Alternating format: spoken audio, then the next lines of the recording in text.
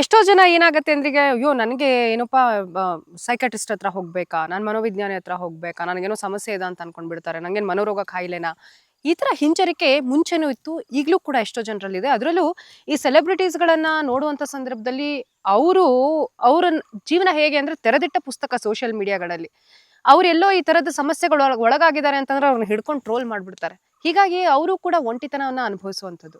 So ಅವರಿಗೆ ಈ ಚಿಕಿತ್ಸೆ ಯಾವ ರೀತಿ ನೆರವಿಗೆ ಬರುತ್ತೆ? ಯಾವ ಹಂತದಲ್ಲಿ ಅವರು ವೈದ್ಯರನ್ನ ಭೇಟಿ ಆಗ್ಬೇಕಾಗತ್ತೆ? ಅಥವಾ ಚಿಕಿತ್ಸೆ ಇಲ್ದನೆ ಗುಣಪಡಿಸ್ಕೊಳ್ಬಹುದಾ? ಹೇಗೆ ಅಂತ ಹೇಳಿ. ಅದೇ ಇದು ರೋಗದ ಪರಿಸ್ಥಿತಿ, ರೋಗ ಹದಗೆಟ್ಟ ರೀತಿ ಇವುಗಳನ್ನು ಒಂದು ದೃಷ್ಟಿಯಿಂದ ನೋಡಬೇಕಾಗುತ್ತೆ. ಅದನ್ನು ಸದ್ಯಕ್ಕೆ ತಗೊಳ್ಳೋದು ಬೇಡ. ಯಾಕೆಂತಂದರೆ ರೋಗ ಬಂದು ಬಿಟ್ಟಿದೆ, ಅದಕ್ಕೆ ಚಿಕಿತ್ಸೆ ಪಡಿಬೇಕಾದಂತಹ ಅವಕಾಶಗಳಿದೆ, ತಜ್ಞರಿದ್ದಾರೆ, ಆಸ್ಪತ್ರೆಗಳ ವ್ಯವಸ್ಥೆ ಇದೆ, ಔಷಧ ಉಪಚಾರಗಳು ಕೂಡ ಅಗತ್ಯವಾಗಿರೋದಕ್ಕೆ ಮಾರ್ಗದರ್ಶನವಿದೆ.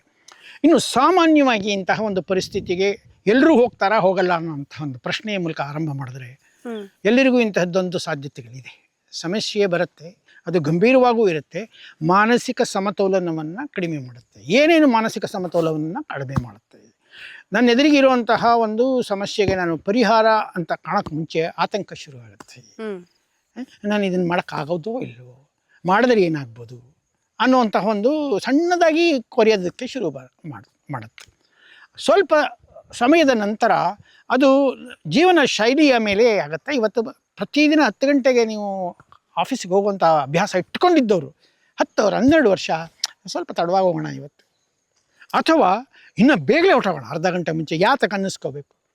ಅಂದರೆ ಒಂದು ರೀತಿಯಲ್ಲಿ ನಮ್ಮ ಸ್ವಭಾವಗಳಲ್ಲಿ ಬದಲಾವಣೆ ಕಾಣಿಸ್ತಾ ಇರುತ್ತೆ. ನಾವು ಏನೇನು ಮಾಡ್ಕೊಂಡು ಬರ್ತಾ ಇದ್ವೋ ಅದು ಆ ಒಂದು ಸೂಚನೆಯನ್ನು ನಾವು ಗಮನಿಸಬೇಕು. ಯಾಕೆ ಹಿಂಗಾಗ್ತಾ ಇದೆ, ಏನು ಮಾಡ್ಬೋದು? ಅಲ್ಲಿ ಸಮಾಧಾನದಿಂದ ಇರುವಂತಹ ಒಂದು ಪ್ರಯತ್ನವನ್ನು ಮನೆಯ ವಾತಾವರಣದಲ್ಲೇ ಮಾಡಿಕೊಡೋಕ್ಕೆ ಸಾಧ್ಯವಿದೆ. ಅಂದರೆ ಉಸಿರಾಟದ ಮೂಲಕ ಮಾಡಬಹುದು, ಅಭ್ಯಾಸಗಳು ಅಂತಂದರೆ ನೀವು ವ್ಯಾಯಾಮ ಮಾಡೋದು, ಕಸರತ್ತು ಮಾಡೋದು, ಅಥವಾ ಮನೆಯ ಚಟುವಟಿಕೆಗಳಲ್ಲಿ ಭಾಗಿಯಾಗೋದು. ಹಾಗೂ ನಿಮ್ಮಲ್ಲಿ ನೀವು ಏನು ದೇವರುಗಳನ್ನು ನಂಬುತ್ತೀರಾ ಅವುಗಳನ್ನು ಅದು ಮೂಢನಂಬಿಕೆ ಆಗಬಾರ್ದು. ನನಗೆ ದೊಡ್ಡ ಸಮಸ್ಯೆ ಇದೆ, ಎಲ್ಲ ಅಲ್ಲಿಗೆ ಹೋಗ್ಬಿಟ್ರೆ ಪರಿಹಾರ ಅದಲ್ಲ. ದಿನನಿತ್ಯವೂ ನಾನೊಂದು ನನ್ನ ಮನಸ್ಸನ್ನು ಸ್ವಚ್ಛವಾಗಿರುವಂತಹ ಪ್ರಯತ್ನವನ್ನು ಮಾಡ್ತೀನಿ. ಮನೆಯಲ್ಲೇ ಮಾಡ್ಕೊಳ್ಳೋಕ್ಕೆ ಸಾಧ್ಯವಾ? ನಮ್ಮಷ್ಟಕ್ಕೆ ನಾವೇ ಮಾಡ್ಕೊಳ್ಳೋಕ್ಕೆ ಸಾಧ್ಯವಾ?